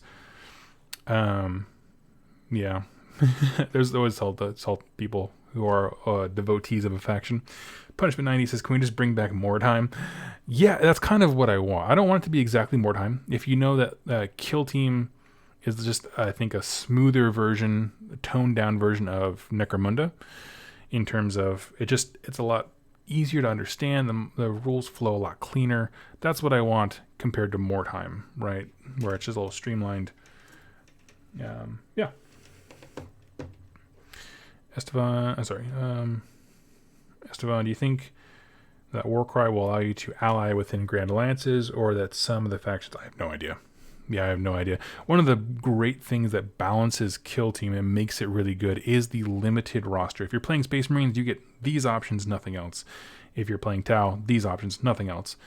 And I think as nice as it is for people to be able to play with whatever collections they have, that limiting factor is what makes it a very easy game to make rules for and balance and things like that. So I would think not, but I think that's for the best. Let's see here. Moggy 1000. I'm annoyed that Khorne has another book, 3 so far. Its slaves don't even have 1, unless slaves are going through a full faction shift. I believe they are going through a full faction shift. I have zero doubts about that. As far as Khorne getting his 3rd one, I said it before, there's a long to-do list. They chose to start there. It's not where I would start, but they started somewhere, and that's fine with me. I would rather every faction get caught up on the same edition. I hope they see the value of doing that for 40k. But I want every faction to be on the same edition, and if they chose to start there, that's fine. I don't care where they start, as long as by the end of the year and a half, we're all on the same boat. I don't care. The only thing about Kill Team that sucks is that Thousand Suns and Grey Knights are the only ones that have access to psychic powers. That is generally true. There's like the Blackstone Fortress guys, Chaos guys that can also do it. But you're correct. I think there's a lot more magic users in AOS than there is in 40k. Maybe that's not true. Let me think about that for a second. See if I'm just blowing smoke. Let's see. Oh crap. I actually have to make a decision. How do I equip engine riggers? I think a grapnel launcher is probably a good choice. But I kind of like just the rivet gun. Let's see. in the chat if you know what is the best way you have found to equip engine riggers. That's kind of cool. A little promo on the back. Let me see. They usually have their war scrolls in here somewhere. I'm not German. I'm not French. Here we go. Let's see here. I just hope Underworld continues to get support. Word Warcry will replace it in the AOS lineup. That's one of the things that someone had said, had talked about using those same models in a new format and basically just dropping Nightvolt, which I mean, this is not a prediction at all whatsoever. It just, that was their concept of it. Like, well, I don't know.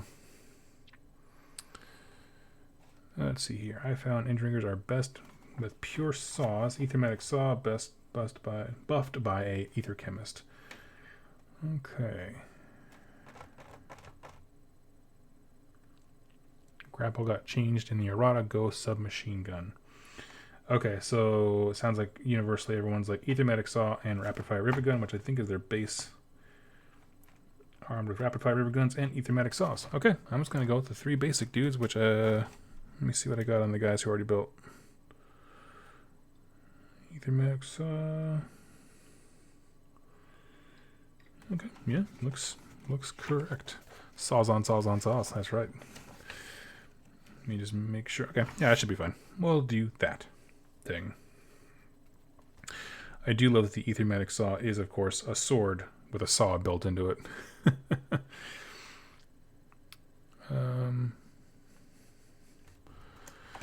Sweet. Okay.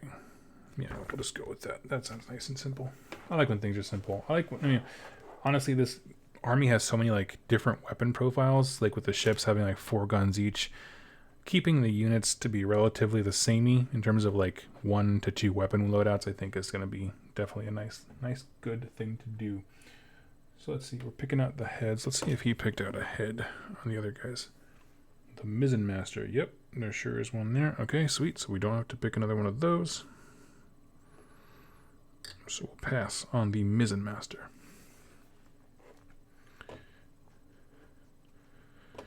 Punishment 9, do you play WYSIWYG? What you see is what you get. I try to. Usually I just build whatever looks cool. You know, and this is one of the few exceptions where I ask because of all the errata with that stacking. I'm just going to go with the Aethermatic saw and rivet gun because I like having uniform armaments on my models. But yeah, generally speaking, they do what you see is what you get for sure. Most what I'll do is I'll ask my opponent, like, hey, these guys are equipped with double hand weapons. Do you mind if I try with the shields before I go out and buy any models? And that's probably the closest I'll do. And that's kind of a sort of proxy. 47, 48, and 49 for the heads, which are right down here. But yeah, I mean, I don't hold it as a rule. The gentleman I got these from, the second haul of KO that I got yesterday before the video went up, there's quite a few Thunderers that just don't have arms because he was testing out different armaments before he committed to anything, which is smart, and I should probably do that too, but I just tend to like, this looks cool. Hey, it's a rapid fire minigun, rivet gun. Let's go with that. You know, that kind of stuff. Let's see. Alright, so we got a few rapid fire rivet gun arms. What are they? 53, 54, 55. 54 is right here.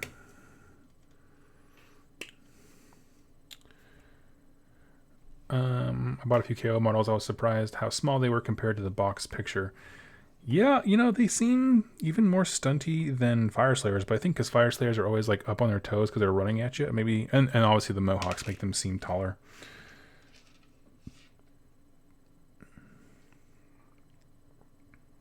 I could definitely see that. Let's see. Here we go. I was just complimenting earlier how they put all the stuff you're looking for in relatively close proximity, and then these arms are like spread everywhere.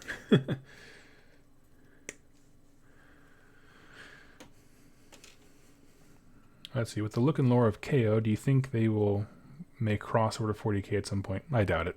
100% doubt it. I think they're happy to keep the two universes separate, and I'm happy to as well.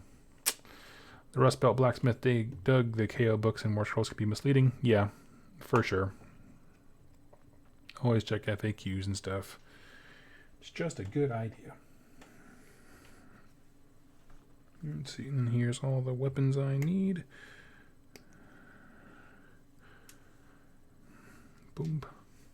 My group built whatever looks cool. The coolest, and then when it came to infantry heroes, we didn't proxy big stuff like a Screaming Bell or equivalent. Cool. I think Arcanauts are the coolest battle line unit in AOS right now. Good design, solid weapons, interesting weapon options. So far, I'm agreeing with you. You know, after that, I hadn't actually seen or played against a KO player before, so this is new for our gaming group. But yeah, I know. I liked seeing the guy at CanCon. You just took a block of like 40 of those dudes, Arcanauts, and just like, I mean, they're a powerhouse. They have a 12-inch gun, but my goodness, it's a good gun. I should say it's their base gun. They have some other stuff that kind of increases range, but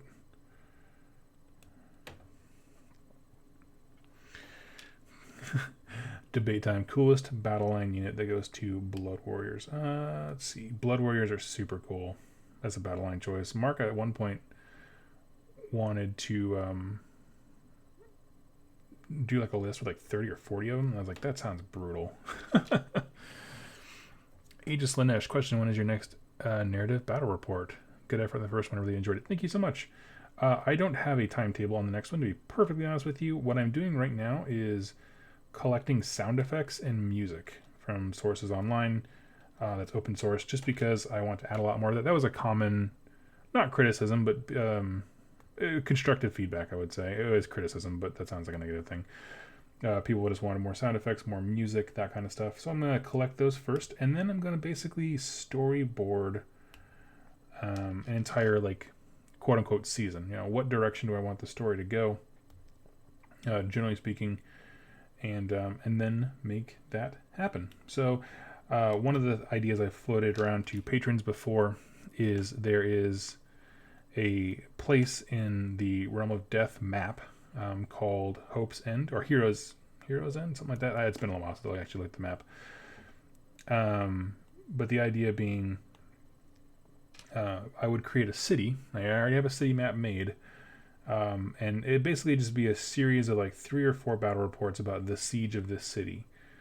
And it might actually, I might wait until the KO are painted, because I'm so stinking close to having them painted already. I have a frigate and a whole bunch of little dudes made. But basically, the idea being, follow the details of a siege on the city. So like, one battle will be outside the gates. One will be a skirmish battle for opening the gate. If that goes well, Chaos get more reinforcements. If the gate holds, then the Order guys get more reinforcements. And then for the last game, it is like in the city square. And then the last game after that would be like a final, you know, the last defenders or the last of the attackers getting pushed back. You know, however the narrative shapes out. But basically just a series of like 3 to 4 games depicting the siege of this one city in a specific place. And I could do side stories about fleshing that city out narrative-wise. That kind of stuff. So that's kind of an idea. Let me know your thoughts, but I'll keep it in the chat right now. But yeah, the basic idea was making my own little place in the Mortal Realms, and then developing it as a city, and then also a few campaigns and not campaign type games to kind of flesh out the siege of that city.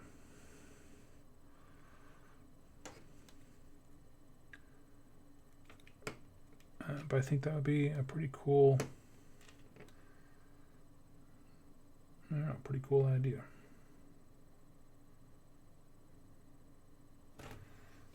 That doesn't look quite right. Yeah, it does. Okay.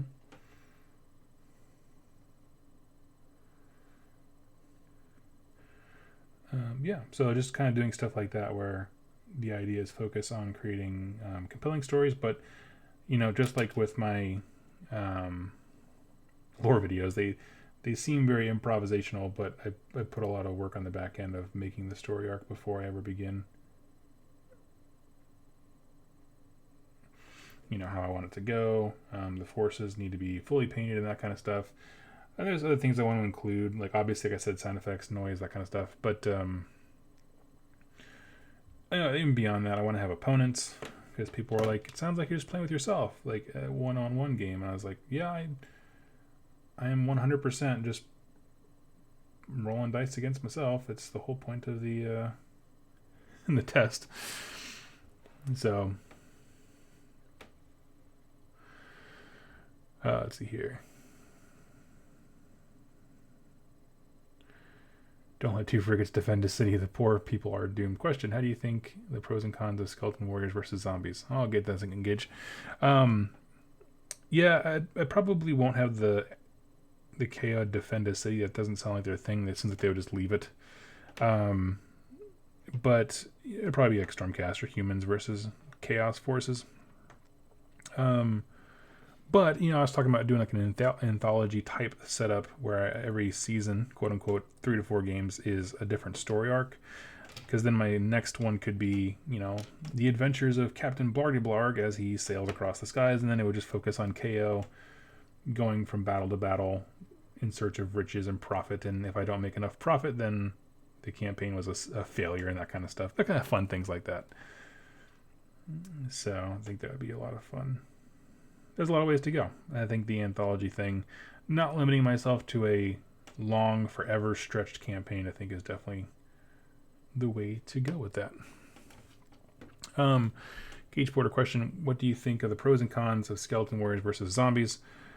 I'm going to be honest with you, I am in favor of zombies 100% of the time. Not because they're better in the game, but because they're more fun for your opponent. Skeletons are awesome in the game because they can survive longer and they just come back and plop on an objective. And they're hard to shift and they can do attacks and all kind of stuff. But the thing about that is, unless you're playing like for competitive tournament stuff, I just find that zombies are more fun because there's a lot more like buffs and there's a lot of buffs and synergies between the zombie cart and all those kinds of things, making them really, really good in large numbers.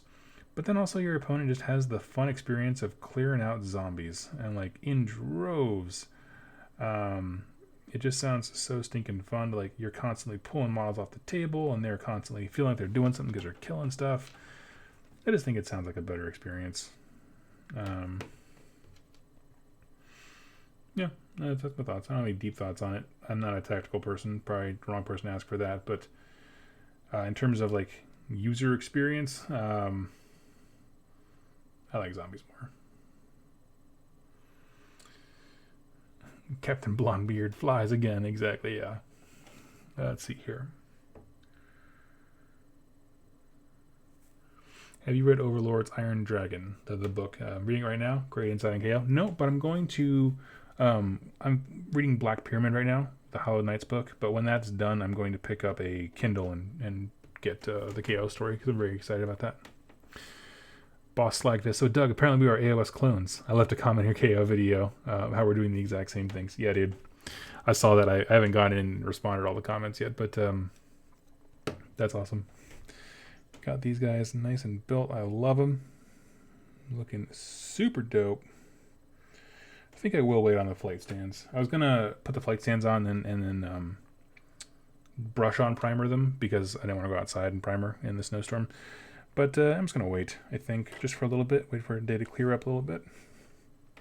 In the meantime, I can paint the Grunstock Thunderers because they're already painted and shouldn't be that hard to paint. I'm not quite sure what he used for primer. Kind of feels like he didn't prime them. But there's not a lot of detail missing, so that makes me think he did. Not quite sure. I know he was building them out piecemeal.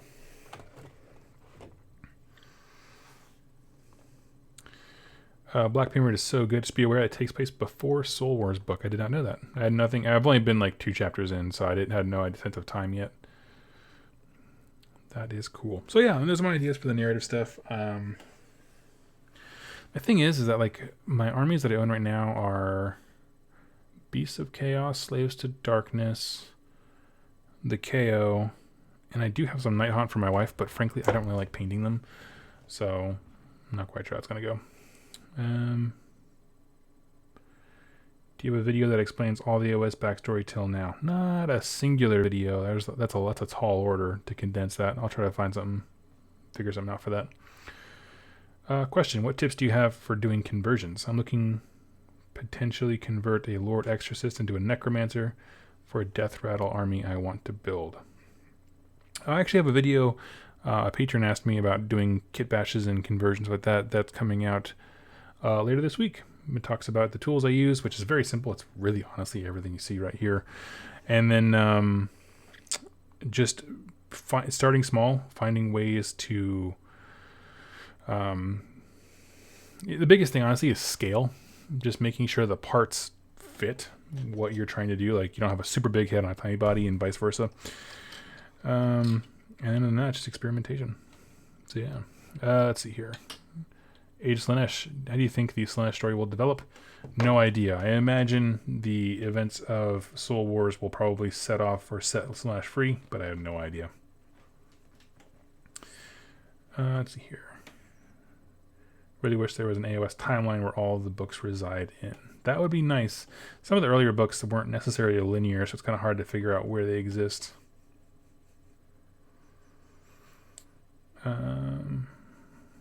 Censorious.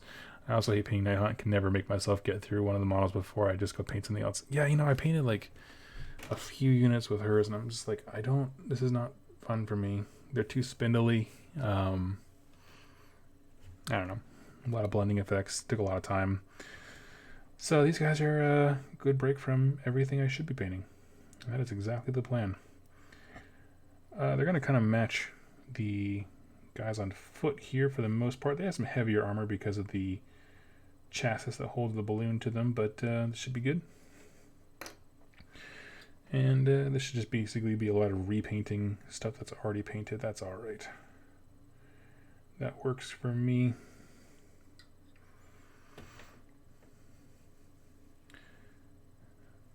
There was a teaser for Slanesh. We saw crab claws. I don't know what he's referring to, but yeah.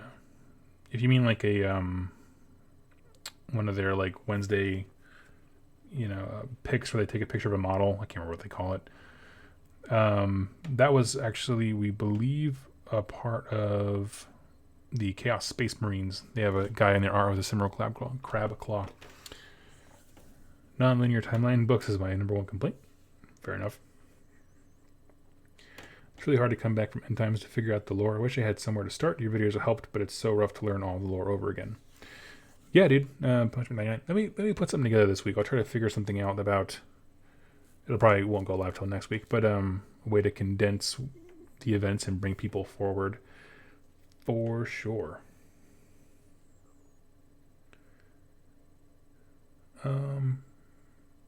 Question: where do you stand on fielding Nagash or say Archon with 2 Necromancers? You do you, dude.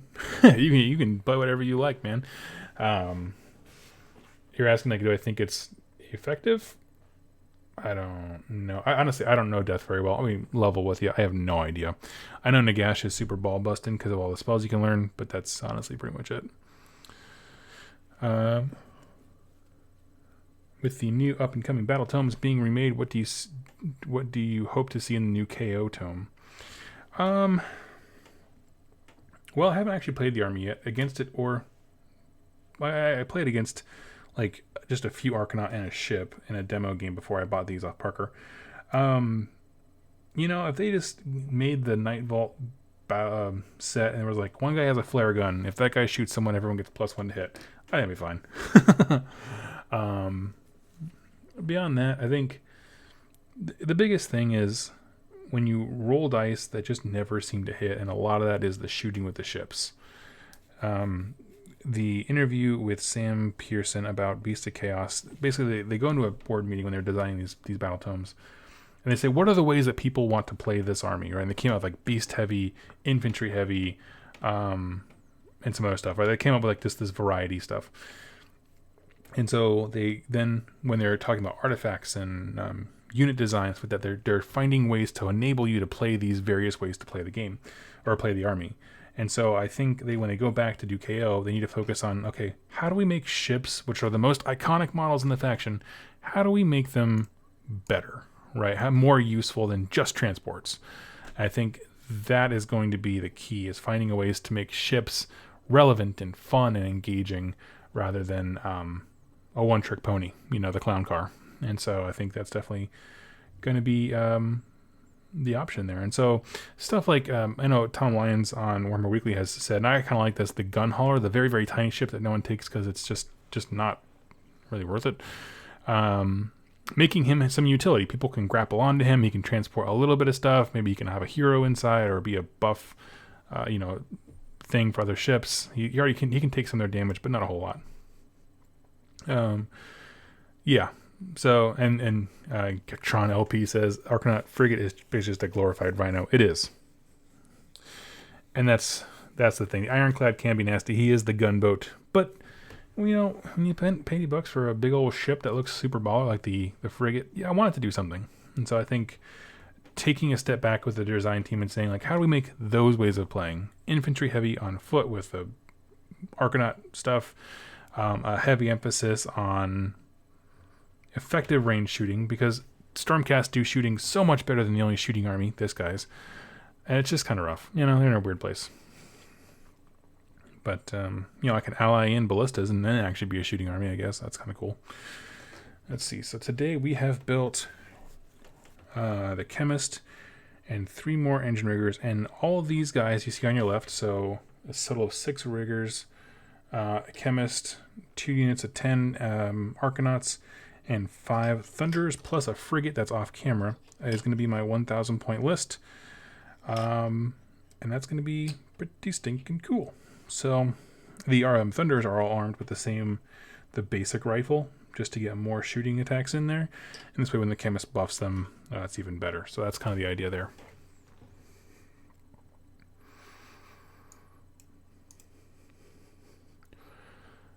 Okay, so what do you use to strip models? I tend to not strip models. If a model is poorly painted to the point where I would strip it, I just don't buy it, to be honest with you. I've had terrible luck stripping models. But I don't know, maybe ships can be used to shoot models from inside, like open top. That'd be kind of cool. I would dig open topped.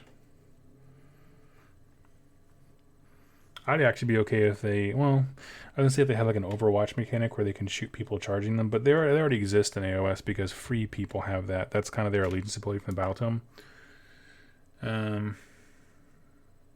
Which is really cool. It's nasty. And it's not even like Overwatch in 40k where you hit on 6s. It's like straight up shooting attack, which I love. Oh, I love it so much.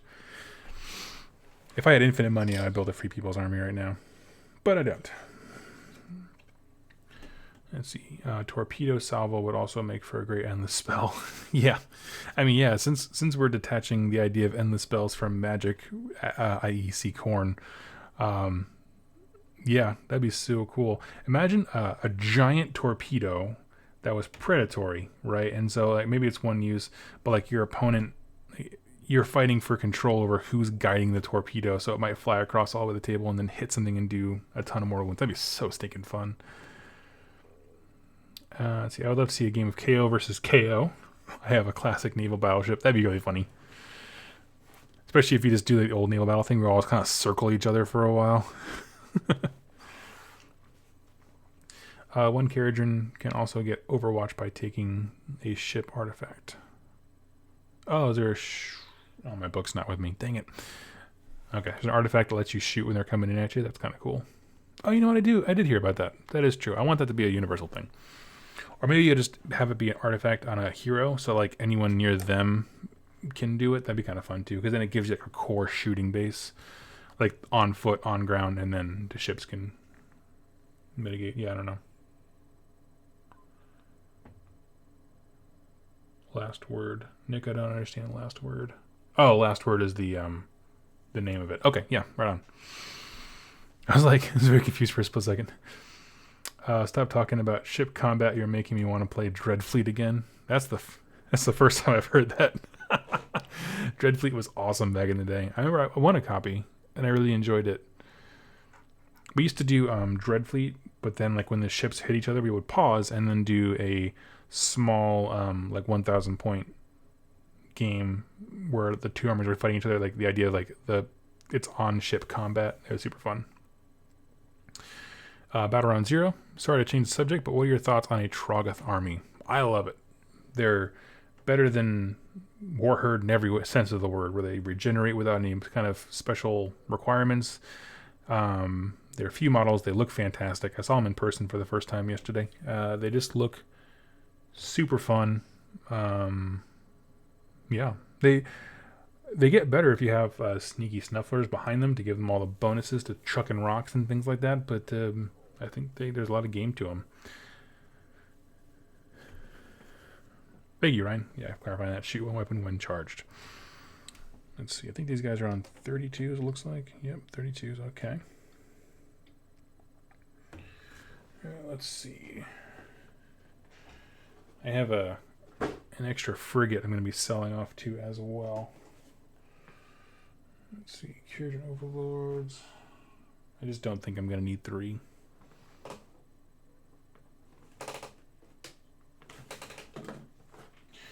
Forgive me, I'm just kind of digging through my boxes of stuff here.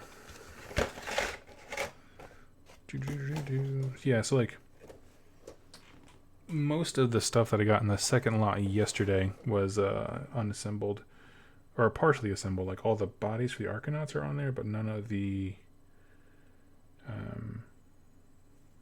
arms and heads and stuff. So kind of a strange place to stop. I think maybe he bought a whole bunch of stuff and then as he was building them and playing the army, he stopped and was like, I don't know if I want to play these guys. Maybe that was it.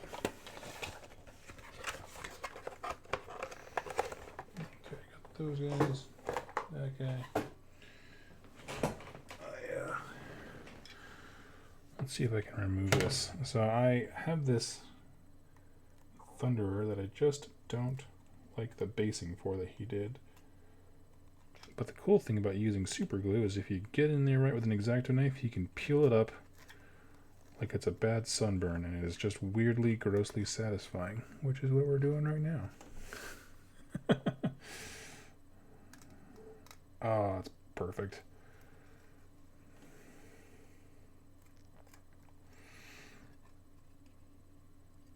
Question, what tips do you have for doing conversions? I'm looking to convert a Lord Exorcist. Yes, earlier I do have a video coming out later this week regarding conversions. Honestly, I don't really know those models super well. I don't know the Lord Exorcist, like what he looks like. I think green stuffing a hood would be a super good way to go, as well as... look at that. Gross. Okay. Yeah, green stuffing a hood would be a super good idea, as well as maybe like if you can find any kind of like bone fragments, like things that like little attachments, sometimes little like extra sprue crap, bones and stuff like that on them would be go a long way. That'd be kind of cool. I kind of miss the old Thunderer's War Scroll back when they could all take the same weapon. I know why they did it. 10 mortars was nasty, but I imagine an all flamethrower unit dropping down from the ship. That would be super cool. Yeah, I see why they did it too, but I get it. Let's see here. Question for you guys in the chat. With stuff like this, like a lot of these models, mostly for 40k, have moving parts, like the fin on this thing. Do you guys keep those like loose like this? Or do you glue them down? For the frigate, I glued it down because it was just so loose that it was like rattle every time you touched it. But this is a similar one where it's extremely loose. I think I might glue this down straight. But I was actually going to sell this guy off because I was like, oh, I'm not going to use a gun hauler, but I might actually keep him now that the base popped off pretty well. Also, I have no idea what to base these guys as. I wanted to, Andrew Simmons, what's the most you ever batch painted? 40 Iron Jaws Bone Splitters. Oh, sorry, no, Iron Jaws Bone Splitters. Bone Splitters, Archer Boys, whatever the base guy with the bow is.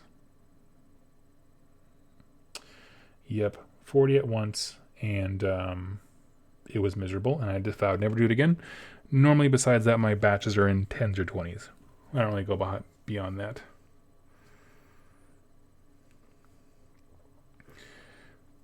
Next says I like the flamethrower idea.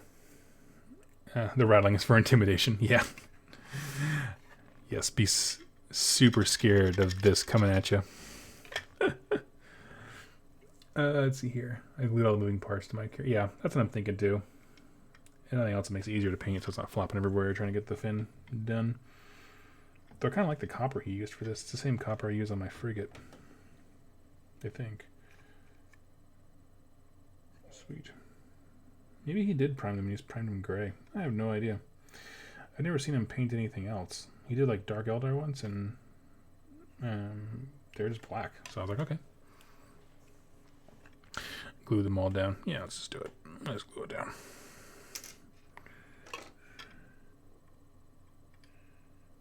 Put it right there where you can't really see the joint.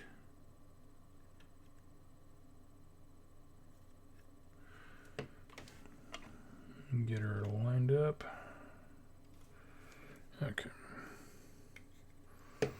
Yeah, I know I definitely glued the two little spindle cannons on the front of the frigate just because they were not secure at all. Like they looked like they were going to pop out forward, and I was like, oh, okay, that's not good. So glued them down, and after a while of working with the fin on the back, I was like, you know what? Nah, and just glued it. Let's see. What else do we got? This apparently has a little ball thing that goes on his back. Oh, I should probably wait until I actually have the directions for building this guy. Boop. Oh yeah, it goes right there. Nice. Yeah, I'll wait. I'm going to repaint this as to match my... I'm probably actually going to repaint this exact thing, but just go with the Stegodon Scale Green, which is the deep teal on my normal dudes, and just go over the exact part where he painted his... I don't know, maroon color? Screamer pink is what it looks like. It'd be cool if the ships could ram other ships on a charge and unload passengers for an assault. That would be neat. Yeah, I don't know why don't they have that? If some kind of bulk charge thing, that'd be kind of cool.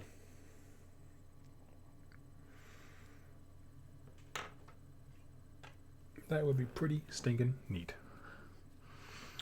All right, my friends, we're getting near the 2-hour mark. I'm going to go hop off and grab me some lunch. But hey, thank you all so much for joining me. It's really cool, like how much of a turnout there is this early in the day for me, anyway. It's about well, when I started, it was about 11ish, and people have been really awesome and really receptive. People in Europe seem to super enjoy the earlier time slot. So if you do feel that way, please let me know in the comments or about that. I really do appreciate it. But I like these hobby hangouts; they're a lot of fun. Great fun talking with people. We built quite a bit of stuff today. We got this thing, the base torn off. That's nice. Chemist, 3 engine riggers, and with that, everything is built at least for my 1K list. Now it's just a matter of painting 1, 2, 3, 4, 5, 6, 7 plus 5, 12 models.